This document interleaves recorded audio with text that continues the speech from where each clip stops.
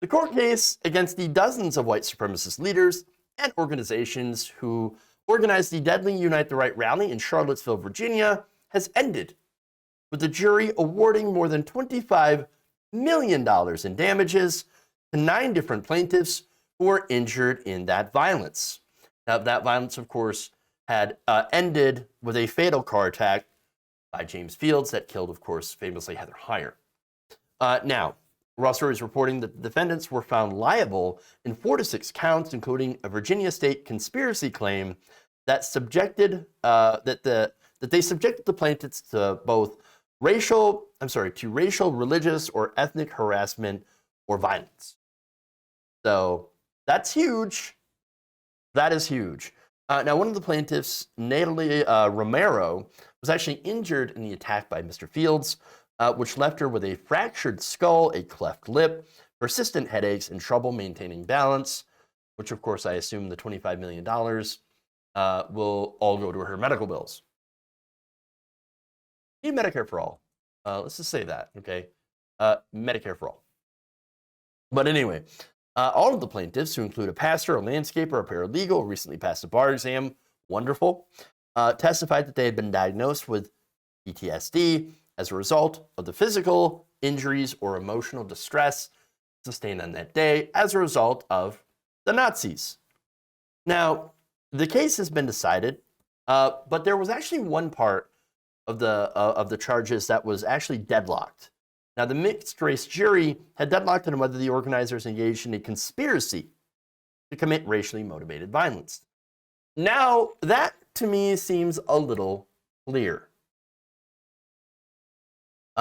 Because as Russell explains, the plaintiffs presented evidence over the course of the 4-week trial showing defendants had meticulously planned the Unite the Right rally on the digital chat platform Discord.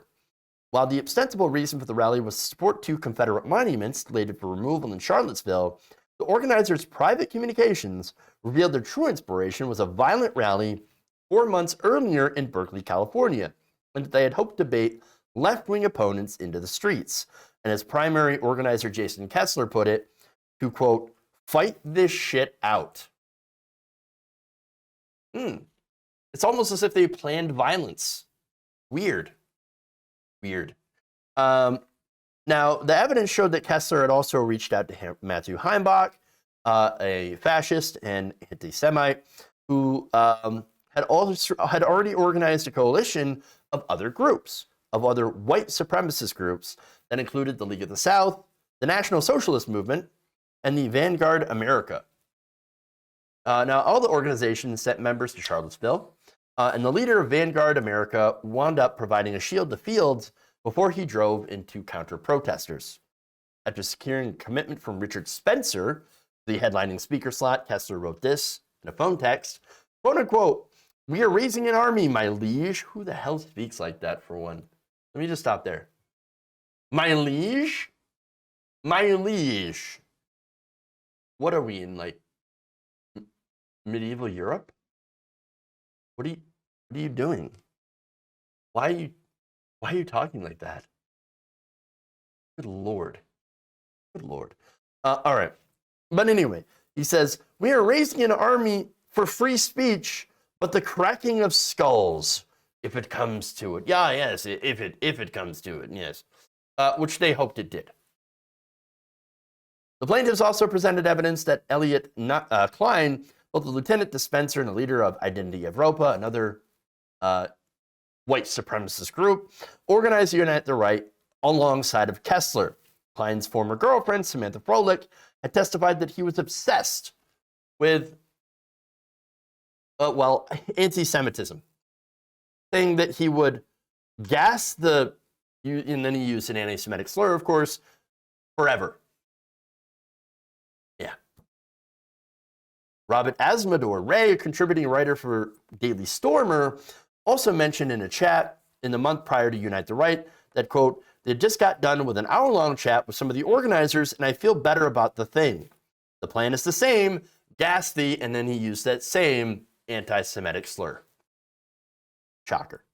And after macing counter-protesters, if that's not enough, on August 11th, during another torch march, Ray reported to his fellow neo-Nazis, quote, "I personally literally gassed half a dozen," and you can fill in the rest. Anti-Semitic slurs.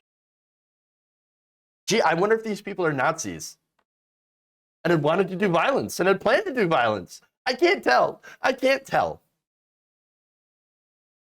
Now, counsel for the defendants had argued that Field's attack was not reasonably foreseeable or intended by the defendants, and that all they only intended to do was push and shove and cause fistfights. Oh, we didn't think the guy was going to grab a car and run into a bunch of protesters. I mean, we certainly didn't dissuade anybody from doing that or doing any sort of massive attack, but, instead we just wanted to get into little fights, not big ones. Right. Now, the jury mostly didn't buy that excuse, but the defendants had all testified that they did not know Fields and had not seen him prior to his appearance. Didn't know the guy, Coffee Boy. Barely knew him. In fact, didn't even know him at all. Wow. Now, Romero and his co-plaintiff, Devin Willis, were among a small group of University of Virginia students who had linked arms around a Thomas Jefferson statue during a torch march in which white nationalists had made monkey noises through lit torches while macing, punching, and kicking others. Again, it would seem to be that there were the violent group there, and that there was not good people on both sides. There's good people on one side, and the other side were Nazis. As she and a dozen or so counter-protesters linked arms, Romero described the sound of the approaching torch marchers as, quote, almost like thunder, like the earth was growling, and recalled that they had chanted, "Blood and soil, white power."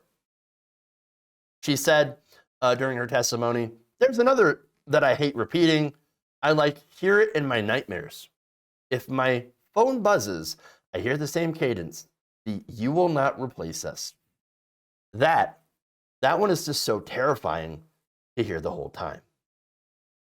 They also said, of course, the Jews will not replace us. Their famous line. Now, I want to ask you, who's us? Now, for Nazis, it's obvious. The Nazis, white nationalists, white people. But as far as everyone else, the rest of the country, well, we're all American. Jews, Muslims, Hindus, Sikhs, Christians, atheists, agnostics, Satanists. We're all Americans here. We all love this country. The people who actually hate America? Those are the Nazis. White supremacists and Confederates, they want to tear it apart along racial lines and make this into a place that is only for them, which is against what America is supposed to be about. I'm glad that they had to pay this. I'm glad. $25 million. Well, it's a start. If you enjoyed this video, please give us a like and share with your friends. You can subscribe and help out the channel by becoming a patron. It's patreon.com/Jeff Waldorf, or you can become a channel member as well by hitting the join button below.